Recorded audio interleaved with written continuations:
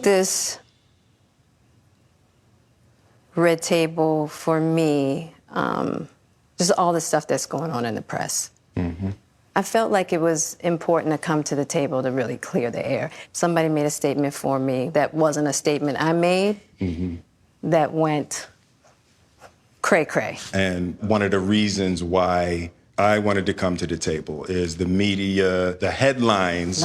We specifically never said anything. Yes. We were purposely not saying anything. Any headline that says Jada said or Will said or the Smith said is not true. We've specifically never said anything. Right. So coming to the table was like, we just felt like it got to the point where you got to say something. Yeah, and to stop that cycle. Yeah. You know, there's people's feelings involved. Right. Right. You know, and at the end of the day, I don't like how all of this came to be. But that doesn't matter. It's all love. Honestly.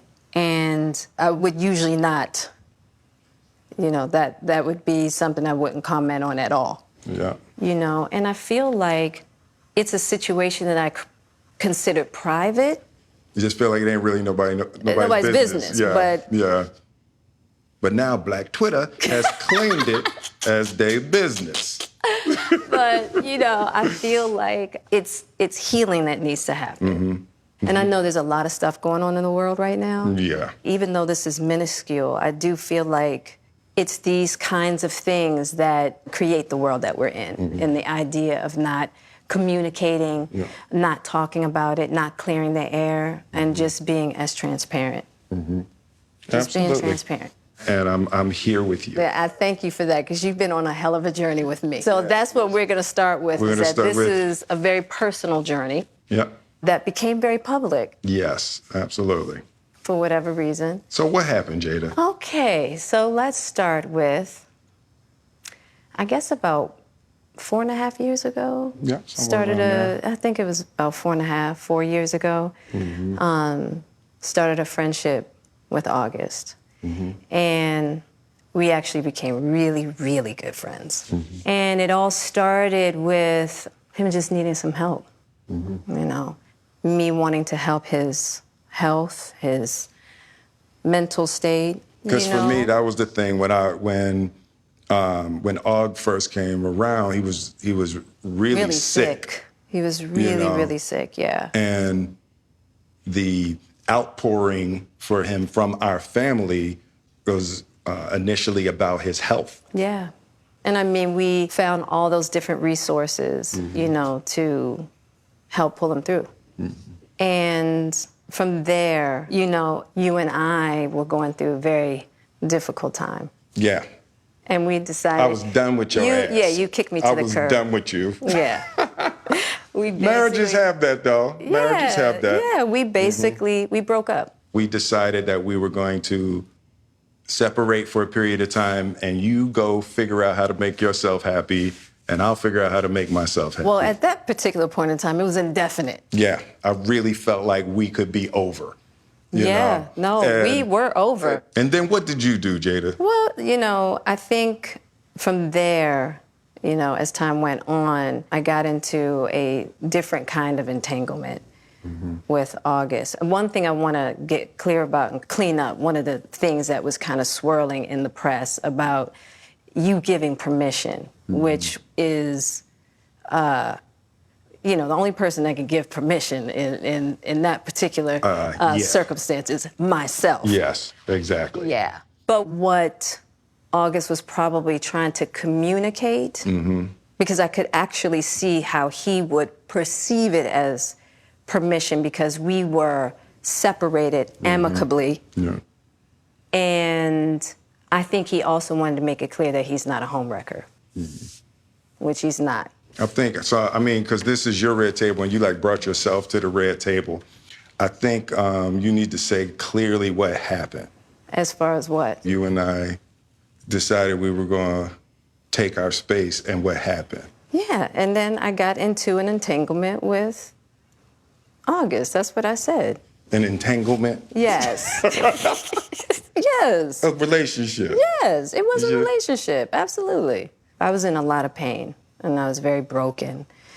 Now, in the process of that relationship, I definitely realized that you can't find happiness outside of yourself.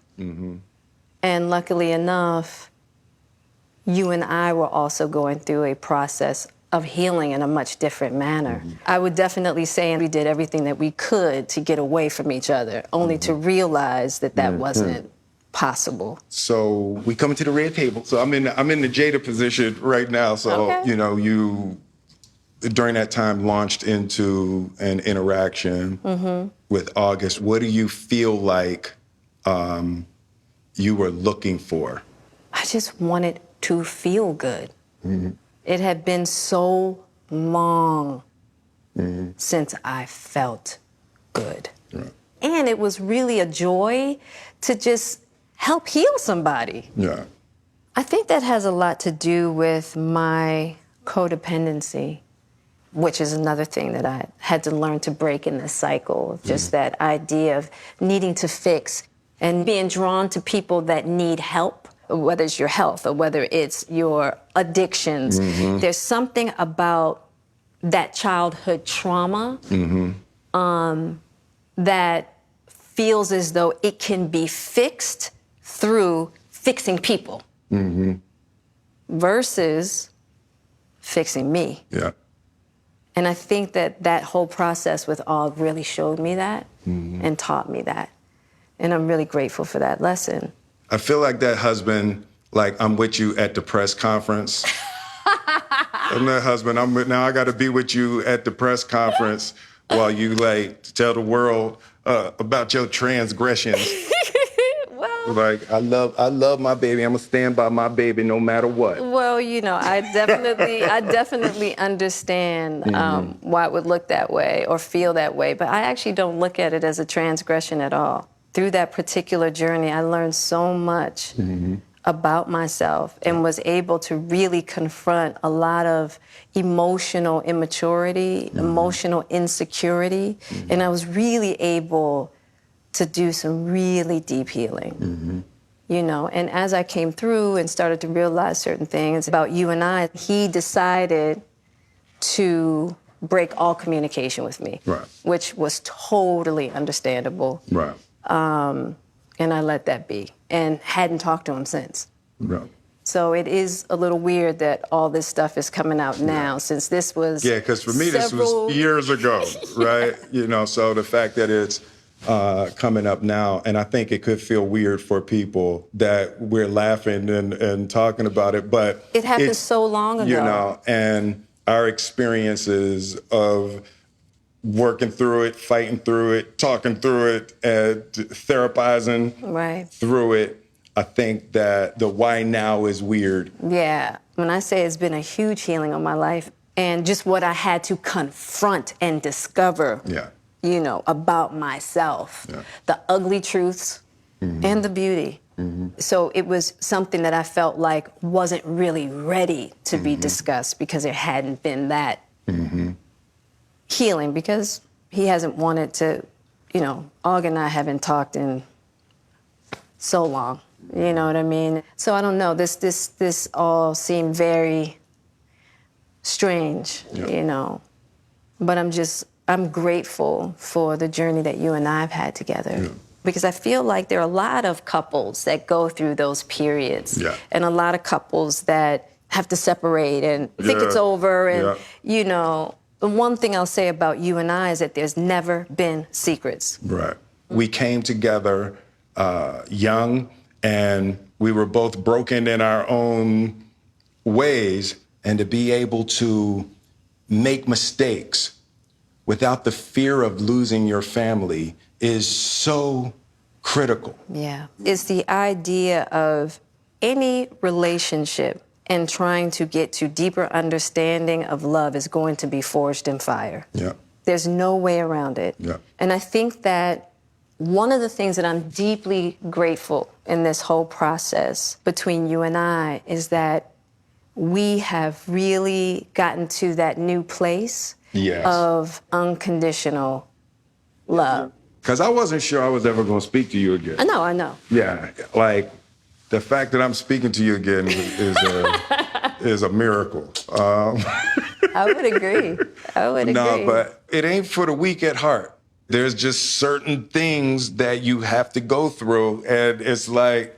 And I wish, I wish that wasn't the case. I do. I wish that wasn't the case. I sure wish it could be all magic and miracles. Yeah. You got to go through some to get the answers. And I'm just happy because I definitely believe that you and we never, ever, ever thought that we would make it back. There's a real power in just knowing somebody's riding with you no matter what. Yeah. And you really can't know that until you go through some stuff, I don't want to go through this no more. Yeah, no, I don't either. Yeah. I'm going to get you back first, and then... You're going to get me back. I think you've got me back. I think we're good on that, okay? Okay, that's probably true. But, and I don't think it's about getting anybody back. No, for me it is. Okay. I'll give you that petty if that's what you want.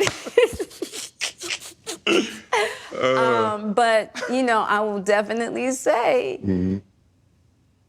it's just part of it. Yeah. If you expect to be with somebody for a lifetime. 25 years and counting. We ride together. We die together. Bad marriage for life.